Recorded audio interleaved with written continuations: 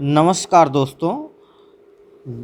आपको आज की इस वीडियो में हम पीईटी के बारे में बताएंगे कि पीईटी का सिलेबस क्या है, पीईटी किसके द्वारा आयोजित की जाएगी और उस सिलेबस में आपको क्या क्या पढ़ना है, कितना पढ़ना है और कितने नंबर का, कौन सा विषय कितने अंक का पूछा जाएगा। ये सारी बातें हम इसमें डिस्कस करने वाले हैं। सिलेबस का प्रारूप क्या रहेगा, तो ये सब हम डिस्कस करने वाले हैं। जो लोग चैनल पे नए हैं वो लोग चैनल को सब्सक्राइब कर देंगे, साथ में बेल आइकन भी प्रेस कर देंगे और कमेंट कर देंगे।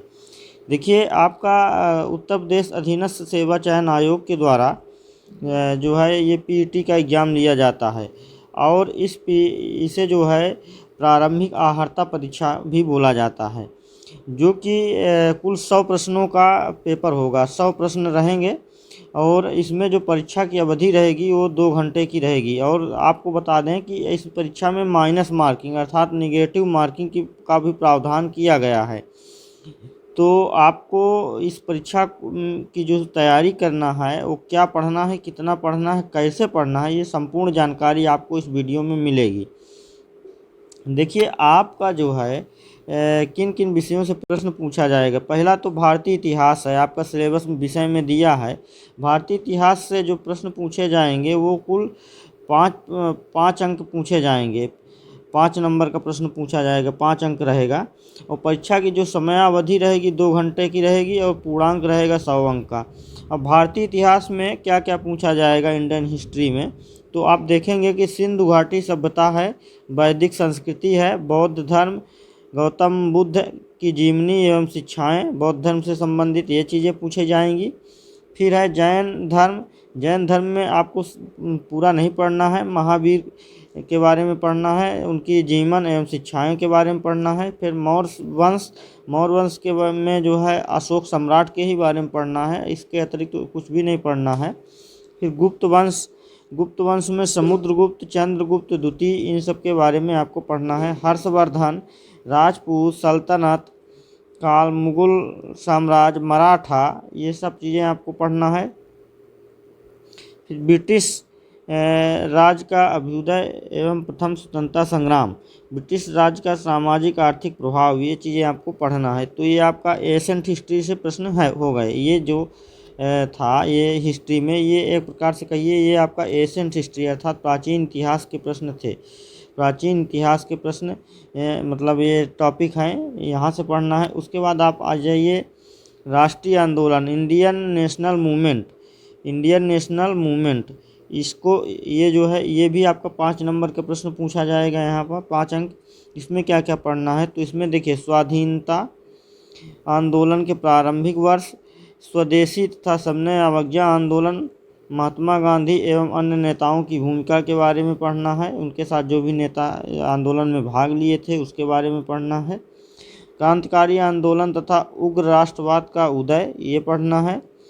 विधायी संशोधन तथा ब्रिटिश इंडिया 1935 के बारे में पढ़ना है। 1935 का जो एक्ट था, इसमें भारत के संविधान बनने की एक मतलब अंग्रेज़ों के द्वारा अपील की गई थी कि आप अपना संविधान बना करके दिखाइए तो हम देश को मुक्त कर देंगे, आप अंग्रेज मुक्त कर देंगे, तो उसके बारे में पढ़ना है। फिर अगला है कि भारत छोड़ो आंदोलन, आज़ाद हिंद फौज तथा नेताजी सुभाष चंद्र के बारे में आपको पढ़ना है। तो ये हो गया आपका इंडियन नेशनल मूवमेंट, भारतीय राष्ट्रीय आंदोलन। तीसरा जो आपको पढ़ना है वो ज्योग्राफी से पढ़ना है, भूगोल से। भूगोल में क्या पढ़ना है, भारत एवं विश्व का भूगोल। देखिए, भारत का भी पढ़ना पड़ेगा और विश्व का भी पढ़ना पड़ेगा। तो इसमें क्या क्या है, इसके अंतर्गत नदियाँ एवं नदियों की घाटी, भूजल संसाधन, पर्वत पहाड़ियाँ एवं हिमनद, मरुस्थल और शुष्क क्षेत्र, वन, खनिज संसाधन विशेषकर भारत में, भारत एवं विश्व का राजनीतिक भूगोल, जलवायु तथा मौसम, टाइम जोन, जनसांख्यिकी परिवर्तन तथा प्रवास, ये चीज़ें हैं। ये आपको ज्योग्राफी में पढ़ना है अर्थात भूगोल में ये चीज़ें आपको पढ़ना पड़ेगा। अब आते हैं भारतीय अर्थव्यवस्था, इंडियन इकोनॉमिक। अब इसमें क्या क्या पढ़ना है, तो देखिए भारतीय अर्थव्यवस्था में 1947 से लेकर के 1991 तक 1991 तक, बीच का 1947 से 1991 तक का ही पढ़ना है, उसके ना तो आगे का पढ़ना है ना तो पीछे का पढ़ना है। फिर है योजना आयोग तथा पंचवर्षीय योजनाएं, मिश्रित अर्थव्यवस्था का विकास, निजी एवं सार्वजनिक क्षेत्र, हरित क्रांति के बारे में पढ़ना है। हरित क्रांति के जनक कौन है? नॉर्मन बोरलॉन्ग, ये सब जानते हैं। दुग्ध विकास एवं ऑपरेशन फ्लड, बैंकों का राष्ट्रीयकरण तथा सुधार, वर्ष 1991 में आर्थिक सुधार तथा उसके बाद की अर्थव्यवस्था। अगला है कि वर्ष 2014 के पश्चात आर्थिक सुधार। अब इसमें आर्थिक सुधार के अंतर्गत क्या क्या पढ़ना है? तो देखिए, आर्थिक सुधार जो है ये तो टॉपिक दे दिया, लेकिन इसमें पढ़ना क्या क्या है? तो देखिए, इसमें जो पढ़ना है वो है कृषि सुधार, ढांचागत सुधार, श्रम सुधार, आर्थिक सुधार और जीएसटी। ये चीज़ें आपको पढ़ना पड़ेगा, ठीक। फिर आते हैं भारतीय संविधान एवं लोक प्रशासन।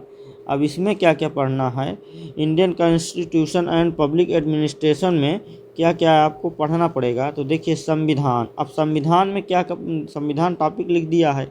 अब इसमें संविधान के अंतर्गत क्या क्या पढ़ना है? सारी चीज़ें नहीं पढ़ना है, जो आपके सिलेबस में है वही पढ़ना है। तो देखिए, संविधान में जो पढ़ना है वो भारतीय संविधान की प्रमुख विशेषताएँ, राज्य के नीति निर्देशक तत्व एवं सिद्धांत, मौलिक कर्तव्य या मौलिक अधिकार, इसके बारे में पढ़ना है। संसदीय प्रणाली, फिर अगला है संघीय प्रणाली, संघ एवं केंद्र शासित प्रदेश, केंद्र राज्य संबंध। फिर है न्यायिक ढांचा, सर्वोच्च न्यायालय, उच्च न्यायालय, इसको पढ़ना है। जिला प्रशासन, स्थानीय निकाय एवं पंचायती राज संस्थाएं, इसको पढ़ना है। तो ये आपको जो है भारतीय संविधान एवं लोक प्रशासन के बारे में इतना पढ़ना है। फिर आते हैं सामान्य विज्ञान की तरफ, देखते हैं। तो सामान्य विज्ञान में आपको क्या पढ़ना पड़ेगा? General science. तो इसमें जो है प्रारंभिक भौतिक विज्ञान पढ़ना पड़ेगा, प्रारंभिक रसायन विज्ञान और प्रारंभिक जीव विज्ञान। कहने का मतलब फिजिक्स, केमिस्ट्री, बायो, ये तीनों आपको पढ़ना पड़ेगा। फिर आते हैं अंक गणित की तरफ, प्रारंभिक गणित की तरफ। 7वां जो है हमारा टॉपिक, तो एलिमेंट्री मैथमेटिक्स या अर्थमेटिक्स की तरफ। तो देखिए, इसमें पूर्ण संख्या, भिन्न एवं दशमलव, फिर है प्रतिशतता अर्थात परसेंटेज, साधारण अंकगणितीय समीकरण, वर्ग एवं वर्गमूल आपको पढ़ना पड़ेगा, घात एवं घातांक पढ़ना पड़ेगा, औसत पढ़ना पड़ेगा। फिर उसके बाद अगला है हमारा सामान्य हिंदी, जनरल हिंदी। अब जनरल हिंदी में क्या है आपको पढ़ना? तो देखिए, संधि पढ़ना पड़ेगा, विलोम शब्द पढ़ना पड़ेगा, पर्यायवाची शब्द पढ़ना पड़ेगा। पर्यायवाची के बाद वाक्यों के लिए एक शब्द, जिसी को वन वर्ड सब्स्टिट्यूशन बोलते हैं, लिंग पढ़ना पड़ेगा, समश्रुति भिन्नार्थक शब्द पढ़ना पड़ेगा, मुहावरे एवं लोकोक्तियाँ पढ़ना पड़ेगा, सामान्य अशुद्धियाँ पढ़ना पड़ेगा, लेखक एवं रचनाएं, गद्य एवं पद्य दोनों में, गद्य की रचना और पद्य की रचना, ये दोनों की रचनाएं, लेखक, ये इसके बारे में पढ़ना होगा। फिर आते हैं सामान्य अंग्रेजी के बारे में।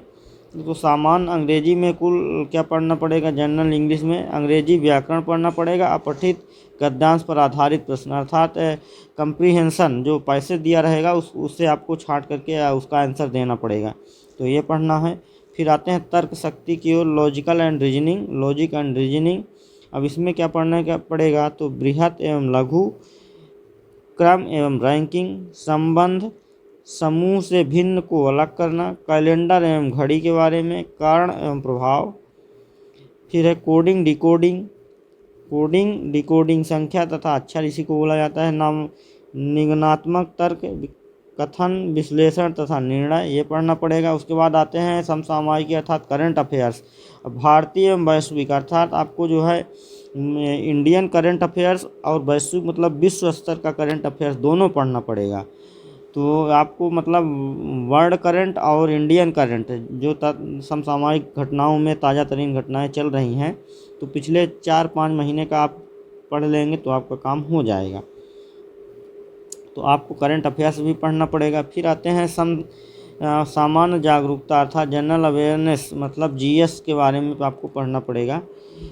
तो भारत के पड़ोसी देश, राजधानी एवं मुद्रा, भारत के राज्य तथा केंद्र शासित प्रदेश, भारतीय संसद में क्या है? राज्यसभा, लोकसभा, विधानसभा, विधान परिषद, राष्ट्रीय एवं अंतर्राष्ट्रीय दिवस, विश्व संगठन उसके मुख्यालय, भारतीय पर्यटन स्थल, भारत के जितने भी पर्यटन स्थल हैं उन सबको पढ़ना पड़ेगा, भारत की कला एवं संस्कृति पढ़ना पड़ेगा। फिर उसके बाद आपको पढ़ना पड़ेगा भारत एवं विश्व के खेल, जो भी खेल हैं जैसे आपका क्रिकेट हो गया, वॉलीबॉल, फुटबॉल, ये जो भी हैं इन खेल के बारे में आपको पढ़ना पड़ेगा। भारतीय अनुसंधान संगठन पढ़ना पड़ेगा। फिर उसके बाद प्रसिद्ध पुस्तकें एवं लेखक, जो फेमस पुस्तकें हैं उनको पढ़ना पड़ेगा। पुरस्कार एवं विजेता, ये आपको पढ़ना पड़ेगा। देखिए, तो ये चीज़ें आपको जो है ये पढ़ना पड़ेगा। उसके बाद अब ये है जलवायु परिवर्तन एवं पर्यावरण, अगला है, तो ये भी आपको पढ़ना पड़ेगा। फिर अगला 13वां हमारा जो चैप्टर है, अपठित हिंदी गद्यांश का विवेचन एवं विश्लेषण, 2 गद्यांश दिया रहेगा, प्रत्येक जो है 5 प्रश्न का रहेगा। फिर 14वां हमारा जो है ग्राफ की व्याख्या एवं विश्लेषण, 2 ग्राफ दिया रहेगा जो उसमें 5 अंक का रहेगा, इसको पढ़ करके व्याख्या एवं विश्लेषण के बारे में देना पड़ेगा। तालिका की व्याख्या एवं विश्लेषण, तालिकाएं, ये भी प्रत्येक प्रश्न 5 अंक का होगा। तो ये टोटली यहाँ से प्रश्न पूछे जाएंगे। अब आपको देखिए बता दें कि आपका जो है कक्षा 1 क्रम संख्या 1 से लेकर के 9 तक में अंकित शैक्षणिक विषयों की कठिनाई स्तर जो है राष्ट्रीय एवं शैक्षिक अनुसंधान परिषद अर्थात NCERT द्वारा निर्धारित सीनियर सेकेंडरी पुस्तक अर्थात 10+2 अर्थात 12वीं तक के, 10वीं से 12वीं तक के पुस्तकों का लेवल का होगा। ठीक है ना। परीक्षा का जो प्रकार होगा, परीक्षा किस मोड में कराई जाएगी, तो वो आपको बहुविकल्पी प्रश्न होंगे, बहुविकल्पी प्रकार के प्रश्न होंगे। देखिए, और अगला जो निर्देश है, जो महत्वपूर्ण निर्देश है कि प्रत्येक गलत उत्तर के लिए 1/4 अर्थात 1/4 आपका अंक काटा जाएगा। अब 1/4 का मतलब क्या है कि यदि आप 4 प्रश्न गलत करते हैं, 3 प्रश्न सही करते हैं, 1 प्रश्न गलत कर देते हैं, तो आपका नंबर काट लिया जाएगा। 4 प्रश्न करते हैं, उसमें से 1 प्रश्न आपका गलत हो जाता है तो 1 प्रश्न का नंबर और कट जाएगा, तो ये 1/4 काटा जाएगा। अब आपको बता दें कि ये देखिए, ये है आपका 10 अंक का, ये भी 10 अंक का, 13वां 14वां 15वां नंबर 10 अंक के पूछे जाएंगे। फिर आपका सामान्य जागरूकता, ये भी 10 अंक का पूछा जाएगा। करंट अफेयर्स 10 अंक का पूछा जाएगा, 10 नंबर का। फिर आपका रीजनिंग जो है, ये रीजनिंग आपका 10 नंबर का पूछा जाएगा। सामान्य अंग्रेजी, ये भी 5 नंबर की पूछी जाएगी। उसके बाद सामान्य हिंदी जो है, ये 5 नंबर की पूछी जाएगी। इसके बाद आते हैं आपका प्रारंभिक गणित, ये आपका 5 नंबर का पूछा जाएगा। सामान्य विज्ञान भी 5 नंबर का पूछा जाएगा। फिर आते हैं संविधान एवं लोक प्रशासन, ये भी 5 अंक का पूछा जाएगा। फिर इधर आपका है भारतीय अर्थव्यवस्था, ये जो है 5 अंक का पूछा जाएगा। इंडियन इकोनॉमिक्स, फिर ज्योग्राफी आपका, ये भी 5 अंक की पूछी जाएगी, ये भी आपका 5 अंक का पूछा जाएगा। फिर उसके बाद आते हैं राष्ट्रीय आंदोलन, भारतीय राष्ट्रीय आंदोलन, ये भी आपका 5 अंक का पूछा जाएगा। फिर इसके बाद आते हैं भारतीय इतिहास, ये भी 5 अंक का पूछा जाएगा। तो टोटल आपका 100 नंबर का हुआ। अब आपको जो सबसे ज़्यादा जिसमें फोकस करना है वो करंट अफेयर्स पे फोकस करिए, क्योंकि यहाँ से 10 नंबर के प्रश्न पूछे जाएंगे। बाकी तो सब पे करिए, लेकिन करंट पे ज़्यादा करिए, क्योंकि करंट आपका जो है आप परीक्षा में आपकी जीत दिलाएगा। और इन सब चीज़ों पर ज़्यादा ध्यान दीजिए, ठीक है ना। ये करंट देखिए, तो ये करंट देखेंगे तो ये 10 नंबर का। उसके बाद ये सामान्य जागरूकता, ये भी 10 अंक का पूछा जाएगा। तो कुल मिलाकर के 100 अंक का पेपर होगा और माइनस मार्किंग की व्यवस्था की गई है। ये 1/4 आपका कटेगा, 1/4 आपका कट जाएगा यदि आप क्वेश्चन गलत करते हैं। इसलिए आप क्वेश्चन वही करिए, जितना आपसे बनेगा उतना ही क्वेश्चन करिए, अतिरिक्त क्वेश्चन नहीं करना है आपको। तो ये रहा आपका पीईटी का संपूर्ण सिलेबस, संपूर्ण जानकारी। अब आपका पीईटी का एग्ज़ाम कब होगा, इसकी डेट कब आएगी, इसके बारे में अलग से वीडियो बनाएंगे। जब डेट आ जाएगी तो हम आपको अपने चैनल पर सूचित कर देंगे। अब इसको हम कल से हमारी क्लास चलेगी, कल से मैं इसको पढ़ाना शुरू करूँगा। आप लोग चैनल से यदि नए हैं तो जुड़ जाइएगा और वीडियो को लाइक शेयर कमेंट कर दीजिएगा। चैनल को ज़रूर से ज़रूर सब्सक्राइब करिएगा। तो आज के इस वीडियो में इतना ही। मिलेंगे कोई नई वीडियो के साथ, नए चैप्टर, नए सिलेबस के साथ, नए टॉपिक के साथ। धन्यवाद।